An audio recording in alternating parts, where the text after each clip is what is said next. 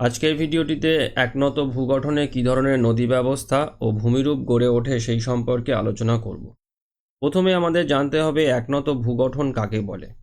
একনত ভূগঠন হলো কোনো এলাকার সমস্ত শিলাস্তর যদি একদিকে প্রায় সমান কোণে নত থাকে তবে তাকে একনত গঠন বলে। সাধারণত বৃহদায়তনযুক্ত ভাঁজের একদিকের বাহু অথবা বৃহদায়তন নদী অববাহিকা পার্শ্বদেশে এই ধরনের একনত গঠন দেখা যায়। যেমন এই টার্সিয়ারি যুগের ইংল্যান্ডের অ্যাংলো গ্যালিক বেসিন এরকম একটি একনত গঠনের উদাহরণ। এবারেতে আসা যাক এই একনত গঠনে কী ধরনের জলনির্গম প্রণালী গড়ে ওঠে। তো একনত গঠন বিশিষ্ট ভূমিরূপের উত্থানের পর প্রথমে ভূমিরূপ গাঠনিক ঢাল অনুসরণ করে এই প্রধান অনুগামী নদী প্রবাহিত হয়। এই নদী নিম্নক্ষয় করতে থাকলে ক্রমশ উপত্যকা বরাবর দুর্বলতর শিলা উন্মুক্ত হয়, যাকে ভ্যালি ইন লায়ার বলে। এই অংশে উপত্যকা মুক্ত ও প্রশস্ত হয়। উপত্যকার পার্শ্বদেশে ছোট ছোট রিল বা গালি তৈরি হয়, যেগুলি ক্রমশ দুর্বল শিলার উপরে প্রস্থ ও গভীরতা বৃদ্ধির মাধ্যমে বিস্তৃত হয়। আর এভাবে এই পরবর্তী নদী তৈরি হয়ে থাকে। তো এই ব্যাপারটা কিভাবে হয় এটা বোঝার জন্যে এই ছবিটির সাহায্য নেব। দেখো এখানেতে এই যে ছবিটা যেটা রয়েছে, এই ছবিতে একটি একনত গঠনকে দেখানো হয়েছে।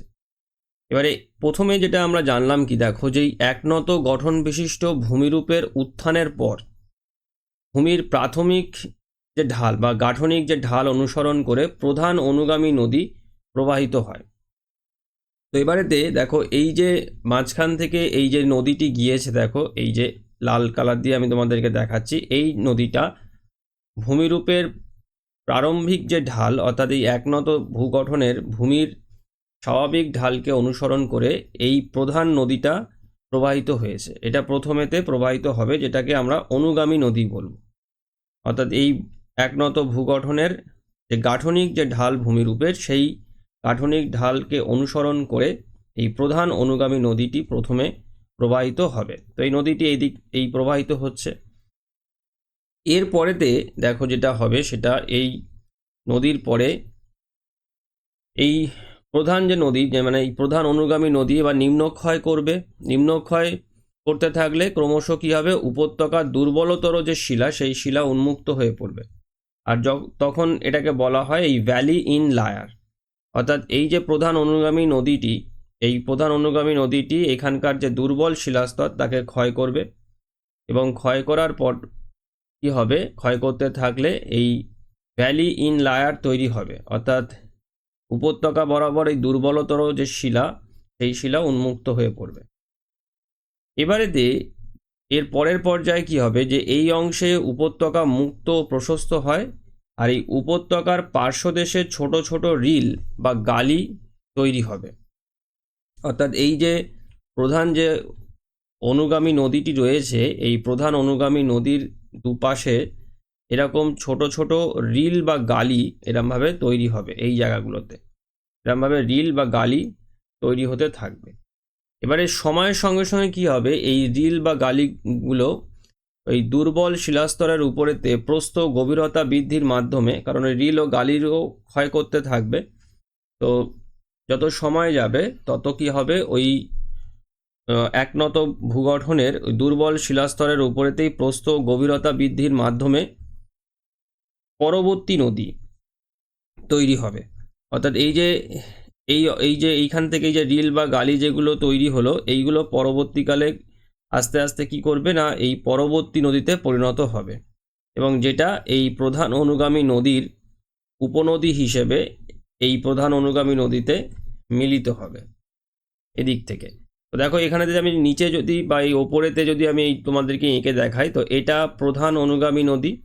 এবার এই প্রধান অনুগামী নদীটি ভূমির গাঠনিক ঢাল অনুসরণ করে প্রথমে তৈরি হলো। তারপরেতে এর দুপাশেতে এরকমভাবে প্রথমে ছোট ছোট রিল গালি তৈরি হবে, এবং তারপরে সেগুলো আস্তে আস্তে পরবর্তী নদীতে রূপান্তরিত হয়ে এই প্রধান যে অনুগামী নদী আছে তার সঙ্গে এই মিলিত হয়ে যাবে। অর্থাৎ এই প্রধান অনুগামী নদীর উপনদী হিসেবে এই নদীগুলো নিজেদেরকে প্রতিষ্ঠিত করবে। তো এই দুরকম নদী এখানেতে তৈরি হয়ে গেল, অর্থাৎ একটা প্রধান অনুগামী নদী এবং তার দুপাশে অংশ থেকে তৈরি হওয়া যে পরবর্তী নদীগুলো। এরপরেতে কি হবে দেখো, এরপরেতে এই পরবর্তী নদী মস্তকক্ষয়ের মাধ্যমে দৈর্ঘ্যে আরও বৃদ্ধি পাবে এবং ক্রমশ সমগ্র অঞ্চলে সুপ্রতিষ্ঠিত হবে। আর এই নদীগুলি শিলাস্তরের আয়াম বরাবর স্থাপিত হয় বলে এই নদীগুলিকে আয়াম উপত্যকা, মানে এই নদীর উপত্যকাগুলিকে আয়াম উপত্যকাও বলা হয়ে থাকে। আর এই পরবর্তী নদী উপত্যকার ঢালু পার্শ্বদেশ বরাবর যেসব নদী তৈরি হয় তারা প্রধানত দু প্রকার হয়। অর্থাৎ এই যে পরবর্তী যে নদীগুলো তৈরি হলো, অর্থাৎ এই যে পরবর্তী নদীগুলো তৈরি হচ্ছে, এই নদীরও দুটো পাশ রয়েছে। তো এই পাশেতেও এরকমভাবে নদী তৈরি হবে, দুপাশ থেকে এরকম নদী এই পরবর্তী নদীতে এসে মিলিত হবে এরমভাবে। তো দু রকমের নদী হবে। তো কিভাবে হবে দেখো এইটা। তো প্রথম ক্ষেত্রে কি দেখা যাবে যে এই এক শ্রেণীর নদী যারা অনুগামী নদীর বিপরীতে প্রবাহিত হবে, যাদেরকে এই বিপরা নদী বলা হয়। আর এই নদীগুলি সাধারণত খাড়া ভিগু বরাবর এই এলাকার আঞ্চলিক ঢালের উল্টো দিকে বা নদীর উল্টো দিকে প্রবাহিত হবে। এ কারণেতে এই বিপরা নদীকে এই বিপরীত নদী বলে। এবারেতে এই বিষয়টাকে আমরা এই ছবির মাধ্যমেতে আমরা বুঝবো। তো দেখো কিভাবে এটা হয়।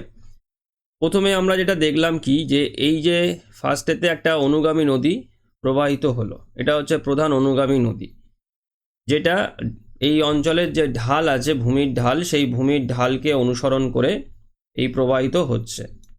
এবারেতে এই নদীর দুপাশেতে এই পরবর্তী নদীগুলো এসে মিলিত হবে, এই যেগুলো এই ছবিতে এই জায়গাতে দেখাচ্ছে। দেখো এই যে পরবর্তী যে নদীগুলো রয়েছে, এই পরবর্তী নদীগুলো এই প্রধান অনুগামী নদীর দুপাশ থেকে এসে মিলিত হবে। এবারেতে এই পরবর্তী নদীর যে দুটো পার রয়েছে, একটা এদিকের অংশ রয়েছে, এদিকের একটা জায়গা রয়েছে, আবার এদিকের রয়েছে। এবারে কি হবে, কিছু নদী তৈরি হবে যে নদীগুলো এদিক থেকে আসবে, এসে এই পরবর্তী নদীগুলোতে মিলিত হবে এরমভাবে। এদিক থেকে এসে এই পরবর্তী নদীতে মিলিত হবে। অর্থাৎ দেখো এই ছবিতে তোমরা যদি দেখো এই যে এইগুলো, এই নদীগুলো, তো এই যে নদীগুলো দেখো, এর এই যে গতিপথ যেটা রয়েছে, এই গতিপথটা প্রধান যে অনুগামী নদী, অর্থাৎ এই যে প্রধান অনুগামী নদী রয়েছে, এই প্রধান অনুগামী নদী যেদিকে প্রবাহিত হচ্ছে তার বিপরীত দিক থেকে এসে প্রবাহিত হয়ে এই পরবর্তী নদীগুলোতে মিলিত হয়েছে।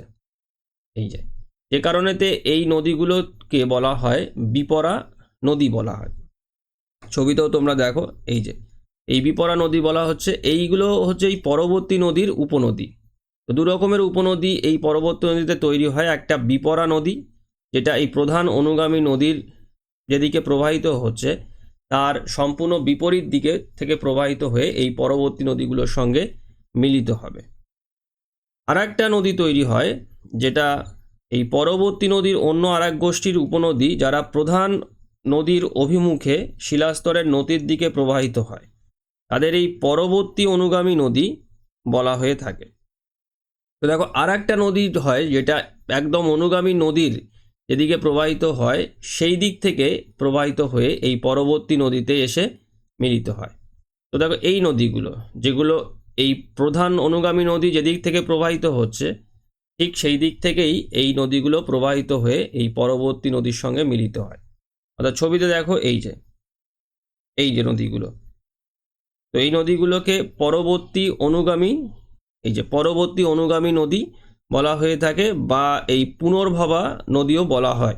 তো দেখো এখানে তো দেখিয়ে দেওয়া রয়েছে। তো এই যে নদীগুলো যেগুলো অনুগামী নদীর দিকে প্রবাহিত হয় সেই নদীগুলোকে বলা হয় পুনর্ভবা বা পরবর্তী অনুগামী নদী। তো এই 4 রকমের নদী এই একনত গঠনে তৈরি হয়। প্রথম যেটা তৈরি হয় সেটা ভূমির প্রারম্ভিক যে ঢাল, সেই ঢাল অনুসরণ করে তৈরি হয় কোনটা না, এই প্রধান অনুগামী নদী। প্রধান অনুগামী নদী তৈরি হয়ে যাওয়ার পরে তার দুপাশ থেকে পরবর্তী নদী তৈরি হয়। আর পরবর্তী নদী যখন তৈরি হয়ে যায় তখন তার দুপাশে পরবর্তী নদীর উপনদীগুলো তৈরি হয় এবং দু রকমের নদী গোষ্ঠী দেখতে পাওয়া যায় এখানেতে। কিছু নদী থাকবে যে নদীগুলো প্রধান অনুগামী নদী যেদিকে প্রবাহিত হচ্ছে তার বিপরীত দিকে প্রবাহিত হবে, হয়ে এই পরবর্তী নদীতে এসে মিলিত হবে, যেগুলোকে আমরা বলবো বিপরা নদী। আর একটা নদী গোষ্ঠী তৈরি হবে যেটা অনুগামী নদীর যেদিকে প্রবাহিত হচ্ছে সেই দিকেই প্রবাহিত হয়ে পরবর্তী নদীগুলোতে এসে মিলিত হবে, যাকে আমরা বলবো পরবর্তী অনুগামী নদী বা পুনর্ভবা নদী। তো এইভাবে একনত ভূগঠনেতে এই 4 রকমের নদী গড়ে ওঠে। আর গড়ে ওঠার ফলে দেখো এইখানেতে এই অনুগামী নদী, পরবর্তী নদী, বিপরা নদী এবং পরবর্তী অনুগামী নদী এই সম্মিলিতভাবে এখানেতে এই জাফরি রূপী জলনির্গম প্রণালী গড়ে ওঠে। আর এখানটায় তোমরা দেখতে পাবে, দেখো আমি এখানটাতে আরেকবার তোমাদেরকে দেখাচ্ছি যে দেখো প্রথমেতে কি হচ্ছে না, এই প্রধান অনুগামী নদী প্রবাহিত হলো, তারপরেতে তার সঙ্গে উপনদীগুলো অর্থাৎ প্রধান অনুগামী নদীর উপনদীগুলো অর্থাৎ পরবর্তী নদীগুলো আসলো, এসে এই নদীতে মিলিত হলো। এবারে এই যে পরবর্তী নদী এর এদিক থেকে বিপরা নদী তৈরি হলো, হয়ে মিলিত হলো এখান থেকে বিপরা নদী। এই বিপরা নদীগুলো তৈরি হয়ে পরবর্তী নদীর দিকে মিলিত হলো। আবার আর একটা দিক থেকে এই পরবর্তী অনুগামী নদী তৈরি হলো, পরবর্তী অনুগামী নদী তৈরি হয়ে এই পরবর্তী নদীগুলোতে মিলিত হলো। এরমভাবে এই যে মিলিত হচ্ছে। দেখো এইবারেতে খুব ভালো করে লক্ষ্য করে দেখো যে এই যে জাফরি যেরকম হয়, যে খোপ খোপ করে যেরকম এই জাফরি যেরকম হয়, এখানেতে কিছুটা এরকম জাফরির মতন এরকম খোপ তৈরি হচ্ছে এক একটা। এই যে দেখতে পাচ্ছ তো সবাই, তো এই যে খোপ খোপ যে তৈরি হয় এই 4 রকম নদীর ফলে, তো যার কারণে এই একনত ভূগঠনে এই জাফরি রূপী নদী ব্যবস্থা গড়ে ওঠে। তো এরপরেতে যেটা রয়েছে সেটা ভূমিরূপ। একনত ভূগঠনে যে কী ধরনের ভূমিরূপ তৈরি হয়ে থাকে সেটা এবার আলোচনা করব। দেখো এই আয়াম বরাবর বিস্তৃত এই যে পরবর্তী নদী উপত্যকার মধ্যবর্তী আয়াম শৈলশিরাগুলি মানে 2 ধরনের ঢাল থাকে। যে ঢাল শিলাস্তরের নতির অভিমুখী তাকে নতি ঢাল বলে, আর অন্যদিকে যে ঢালটি খাড়াই এবং শিলাস্তরের নিম্নমুখী ক্ষয়ের ফলে গঠিত হয় সেই ঢালটিকে ভিগু ঢাল বা বিপরীত ঢাল বলে। তো শিলাস্তরের নতির পরিমাণের উপর নতি ঢালের প্রকৃতি ও বৈশিষ্ট্য নির্ভর করে, আর বিপরীত নতি ঢাল ও নতি ঢালের সমন্বয়ের উপর এই আয়াম শৈলশিরার প্রকৃতি নির্ভর করে। তো প্রথমে আমাদের জানতে হবে যে এই যে আয়াম শৈলশিরা এইটা কোনটাকে এই আয়াম শৈলশিরা বলা হচ্ছে। তো দেখো এখানের এই ছবিটার সাহায্যেই আমরা বুঝবো যে আয়াম শৈলশিরা কাকে বলছে। তো দেখো এই যে এইখানেতে এই যে উচ্চভূমি যেটা তৈরি হয়েছে এই যে শৈলশিরার মতন, এই উচ্চভূমিটা শিলাস্তরের যে আয়াম রয়েছে এই আয়ামটা এরমভাবে হচ্ছে, এই আয়াম বরাবর যেহেতু এই শৈলশিরাটা তৈরি হয়েছে এই জন্য একে আয়াম শৈলশিরা বলছে। এই জায়গাটাতে এই যে উচ্চভূমিটা এই প্রত্যেকটার ক্ষেত্রে এইটা হলো আয়াম শৈলশিরা। এই যে দেখো নিচেতে এই যে একনত গঠনটাকে দেখানো হয়েছে এই জায়গাটাতে, এই একনত গঠনটার এই আয়াম কোনটা, শিলাস্তরের আয়াম হচ্ছে এই জায়গাটায়। তো এই আয়াম বরাবর এই শৈলশিরাটা যেহেতু তৈরি হয়েছে সেই জন্য এটাকে আয়াম শৈলশিরা বলছে। এবার এই আয়াম শৈলশিরার 2টো ঢাল হয়, একটা নতি ঢাল অর্থাৎ এই নতির দিকে শিলাস্তরের নতি যেদিকে সেদিকে যে ঢালটা অর্থাৎ এই যে দেখো অ্যারো দিয়ে দেখানো হয়েছে এই যে ঢালটা, এই পাশের যে ঢাল এই ঢালটাকে নতি ঢাল বলা হচ্ছে। আর নতি ঢালের বিপরীত দিকে যে ঢালটা থাকছে যেটাকে এই যে বিপরীত নতি ঢাল মানে এই দিকের এই ঢালটা যেটা এই ক্ষয়ের ফলে তৈরি হচ্ছে এই ঢালটাকে বিপরীত নতি ঢাল বা এই ভিগু ঢাল বলা হয়ে থাকে। এই যে ভিগু ঢাল বা এসকার্পমেন্ট স্লোপ বলছে বা বিপরীত ঢাল বলা হয়, বিপরীত নতি ঢাল বলা হয়ে থাকে। তাহলে বুঝতে পারলে তো এই জায়গাটাতে এইখানটাতে যে শৈলশিরাটা তৈরি হচ্ছে এই শৈলশিরার যে 2টো যে ঢাল রয়েছে অর্থাৎ এই আয়াম বরাবর এই শৈলশিরাটা তৈরি হলো, তো এদিকের যে ঢালটা এই ঢালটাকে নতি ঢাল বলছে যেটা নদীর দিকে রয়েছে, আর এই নতি ঢালের বিপরীত দিকের এই যে অংশটা এই যে ঢালটা এই ঢালটাকে বিপরীত নতি ঢাল বলছে। এইবারেতে এইখানেতে কি কি ভূমিরূপ তৈরি হয় দেখো, এখানেতে ভূমিরূপের মধ্যে 3 রকমের ভূমিরূপ দেখতে পাওয়া যায়। প্রথমটা হচ্ছে হক ব্যাক। এই হকব্যাক হলো দেখো যে আয়াম শৈলশিরায় এই নতিঢাল ও বিপরীত নতিঢাল দুই খাড়া হয়, সেটি দেখতে এই শূকরের পৃষ্ঠের মতো হয় বলে একে হকব্যাক বলে। মানে দুটো যে ঢাল বললাম, নতিঢাল এবং বিপরীত নতিঢাল দুটোই যদি খাড়া হয় ওই আয়াম শৈলশিরার, তাহলে যে ভূমিরূপটা তৈরি হয় তাকে বলে হকব্যাক। অর্থাৎ এই যে দেখো এইখানেতে এই যে আয়াম শৈলশিরা রয়েছে, এই আয়াম শৈলশিরার দুদিকের ঢাল খাড়া, অর্থাৎ এদিকের এই যে নতি ঢাল রয়েছে এই নতি ঢালটাও খাড়া, আর নতি ঢালের বিপরীত দিকে এই যে যেটাকে বিপরীত নতি ঢাল বা ভিগু ঢাল বলা হচ্ছে সেইটাও খাড়া। তো যদি এরকম খাড়া হয় একনত ভূগঠনের ক্ষেত্রে, তো এই ভূমিরূপটাকে বলা হয় হকব্যাক। তারপরেতে আর একটা ভূমিরূপ হয় যাকে বলে কুয়েস্তা। তো কুয়েস্তা কিভাবে হয় না, যে আয়াম শৈলশিরার নতিঢাল মৃদু কিন্তু ভিগু ঢাল বা বিপরীত নতিঢাল খাড়া, তাকে কুয়েস্তা বলে। তো কুয়েস্তার ক্ষেত্রে দেখো এই যে পাশে রয়েছে, দেখো এইটা নতিঢাল, এই যে এইটা আয়াম শৈলশিরা, আর এই আয়াম শৈলশিরার এই যে ঢালটা দেখো এটা মৃদু ঢাল।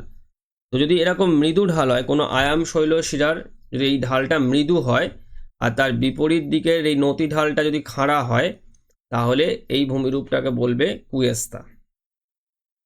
এরপরে আর একটা ভূমিরূপ রয়েছে, সেটার নাম হচ্ছে এই মেসা ও বিউট। তো এটা হলো দেখো যে এই প্রায় অনুভূমিক মৃদু নতিযুক্ত একনত গঠনে যেসব আয়াম শৈলশিরা গঠিত হয়, তাদের মস্তক দেশ চওড়া ও প্রায় অনুভূমিক, কিন্তু পার্শ্বদেশ খাড়াই হয়। এদের এই ব্যবচ্ছিন্ন মালভূমির অংশ বা মেসা বলে, আর এগুলো ক্ষয়ের ফলে আরও ছোট যদি হয় তখন তাকে বিউট বলা হয়ে থাকে। তো এই যে এইখানটাতে দেখো এই যে মেসার ক্ষেত্রে আমরা যেটা দেখি সেটা এই যে আয়াম শৈলশিরার এই যে ওপরের যে অংশটা থাকে, ওপরি পৃষ্ঠটা, এটা সমান চওড়া হয়ে থাকে, কিন্তু এর দুপাশের মানে বা এর চারপাশের যে ঢালটা থাকে সেই ঢালটা এরম খাড়া হয়ে থাকে। তো এইটাকে বলা হয় হচ্ছে মেসা। আর মেসাগুলো যখন আরও পরবর্তীকালে ক্ষয়ের ফলে আরও ছোট ছোট অংশে যখন পরিণত হয়, তখন এটাকে বিউট বলে। তো প্রধানত এই চার রকমের যে ভূমিরূপ আছে, এই ভূমিরূপ তৈরি হয়ে থাকে হকব্যাক, কুয়েস্তা, মেসা আর বিউট এই একনত ভূগঠনেতে। আজকের ভিডিওটি আমি এখানেতেই শেষ করলাম। সবাই ভালো থেকো। Thank you.